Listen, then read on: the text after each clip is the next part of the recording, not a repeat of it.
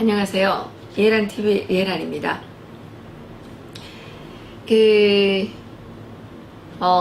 예란의 북한, 오늘, 이 시간에는 북한이 지금, UN 대북 제재에 의해서 엄청난 경제적 압박을 받고 있지만, 실질적으로 북한 주민들의, 생활에서는, 일련의 변화가 일어나고 있는데 어떤 변화인가?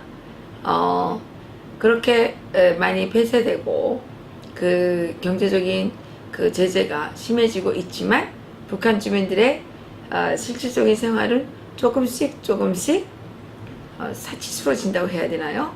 그렇게 진화하고 있다는 뉴스입니다.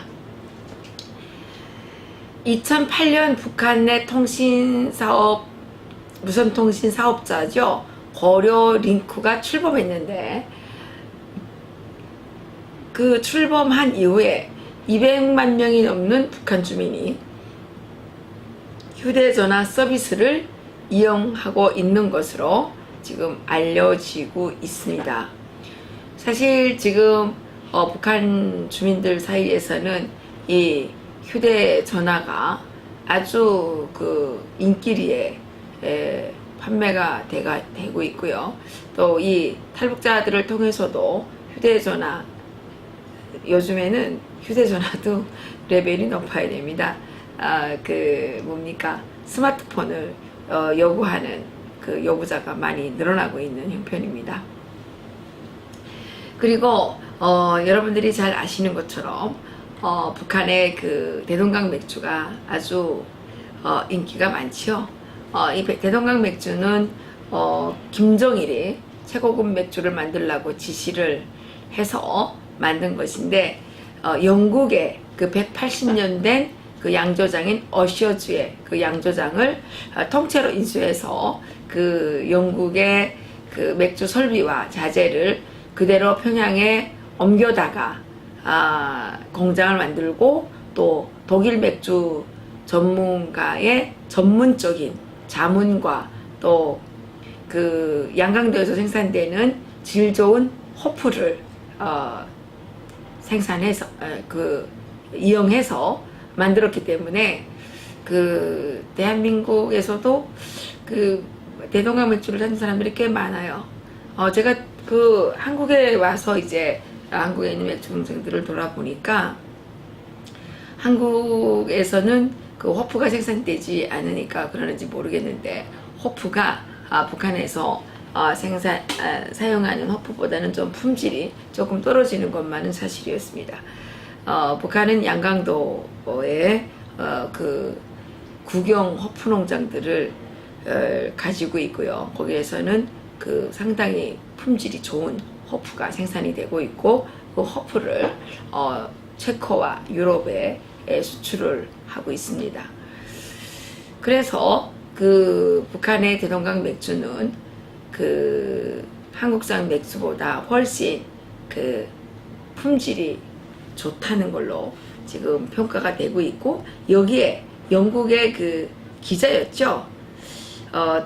데니얼 기자였나요? 이 데니얼 튜더라고 하는 기자와 로이터 통신의 그 제임스 피어슨 특파원이 이 맥주에 대해서 맛있다고 얘기를 해서 더욱더 이제 그 맥주가 유명해진 적도 있었죠. 그리고 이제 북한은 이 스마트폰을 비롯해서 휴대전화가 그 유행되는 것 외에도 또 이 대동강 맥주가 일부 그 상류층에서 또 유행이 되는 것 외에도 스키니진을 입고 도심을 활보하는 사람들이 많이 늘어나고 있고요. 대동강변에는 그 지금 고층 아파트가 석석 들어서서 뉴욕의 맨하튼 부럽지 않은 호화 생활을 즐긴다고 해서 평양 플러스 맨하탄이라고 불러서 평해튼이라고 부르는 그런 호화 지역이 지금 지역까지 생겨났다고 합니다. 북한에서는 지금 당이 주장하는 공산주의 계획경제를 벗어나서 자율적으로 자본주의 시장경제를 받아들이고 그 속에서 생활하고 있는데 1994년 북한의 전역을 휩쓴 대홍수와 곧바로 찾아온 대기근 때문에 북한 주민들의 그 생활 양식이 그 송두리째 바꿔지게 됐죠. 그때 국가는 북한 주민들에게 어떤 통보도 하지 않고 그 배급을 중단을 했기 때문에 북한 주민들은 스스로 생계를 이어가기 위해서 그 장마당에 그 몰려들게 됐고, 이 장마당은 그동안 북한 주민들의 생존을 보장해준 그 삶의 터전으로 변모됐죠. 그런데 이제 그 북한에서는 그 이 장마당을 그 통제는 했지만 장마당을 완전히 통제할 수 없는 그런 상황이 되었는데요. 그것은 북한 주민들의 그 삶의 이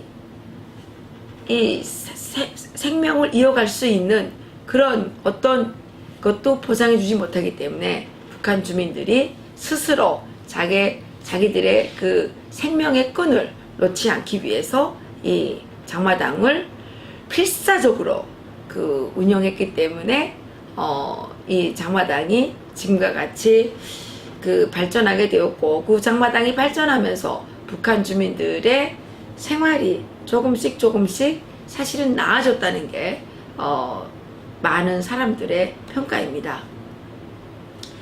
사실 북한은 사회주의 계획경제와 자본주의라고 말할 수는 없지만 그 시장, 그러니까 장마당 경제가 이렇게 그 동시에 그 공존하는 그런 이중 경제 시스템인데요. 그런데 이게 신기하게도 장마당 경제가 지금 배급 경제 체제를 완전히 뒤집어 엎지는 못하고 있습니다. 그 북한은 그 이중 경제이기 때문에 이 시장에서의 환율도 이중적으로 이제 작용을 하는데요. 북한 정부가 공식적으로 발표하는 환율은 2016년 기준에서 볼 때 달러당 1달러당 900원입니다. 그런데 이것이 장마당에 나가게 되면 1달러당 약 8,150원에 이렇게 고가의 그 환율로 이제 바뀌는 것입니다. 당에서 지정하는 일터에서 일하고 받는 월급은 직국가 일터에 따라서 뭐 약 1,000원에서 6,000원 미만인데, 시장 환율이 1달러에 그 900원 이라고 하게 되면 얼마입니까? 1달러에 900원이라고 하게 되면 1,000원이면 100달러 정도 되죠. 100달러 정도 되고, 아니 1달러죠. 그러니까 시장에서 그러니까 죄송합니다. 1달러당 900원이니까 노동자가 한 달 동안 일해서 받는 월급이 1달러죠. 시장 환율로 하게 되면. 그런데 이것이 이제 장마당으로 가게 되면, 그러니까 국가에서 지정한 거로 하게 되면 1달러고, 장마당으로 가게 되면 이거는 몇 달러입니까? 1달러가 안 되는 거죠. 달러당 8,150원에 달하기 때문에 북한 주민들이 국가에서 받는 월급은 1달러에도 못 미치는 그런 아주 어려운 상황이고, 근로자들의 그 근로의욕이 전혀 생길 수 없는 그런 그 국입니다. 바깥에서 보는 것하고 안에서 보는 것은 또 다릅니다. 또 안에서 느끼는 것과 바깥에서 느끼는 것 또한 다르겠지요. 많은 사람들이 대륙간 탄도 미사일 시험 발사 이후에 연일 그 악화일로를 겪고 있는 남북관계 속에서 과연 북한이 어떤 변화를 겪게 될 것인가 이렇게 걱정을 하면서 북한의 그 단기 또는 중기적으로 볼 때 그 변화가 일어날 가능성이 적고 가장 큰 시나리오는 현 정권 지배하에서 점진적인 국가적 개방이라고 예측을 하는데 실제로 북한은 개방을 할 수가 없습니다. 왜냐하면 모든 생활 필수품을 중국으로부터 그렇지 않습니다. 북한이 비교 대상으로 삼는 것은 남한이고요.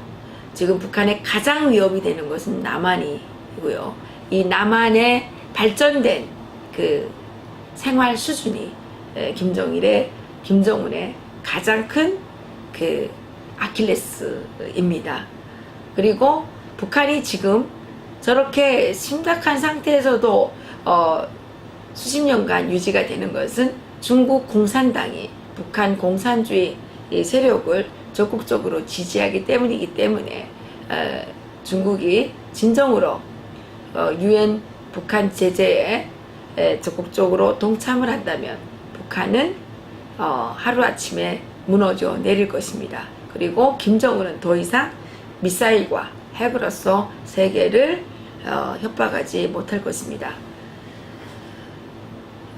다른 한 가지 소식을 더 전해드리고 싶은데요. 그것은 북한이 최고의 해킹 무기로 불리는 양자 컴퓨터를 상용화하는 데 필요한 기초 연구를 진행하고 있는 것으로 밝혀졌다고 하네요.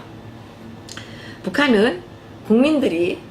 주민들이 정말 최악의 상황에서 그 굶주림에 고생하고 있고 영양실조로 고생하고 있지만 이렇게 그 세계를 위협하는 남한과 미국을 비롯한 국제사회를 위협하는 사이버 해킹이라든가 미사일이라든가 핵이라든가 이런 인류를 위해하는 이런 무기들만 개발하고 있습니다.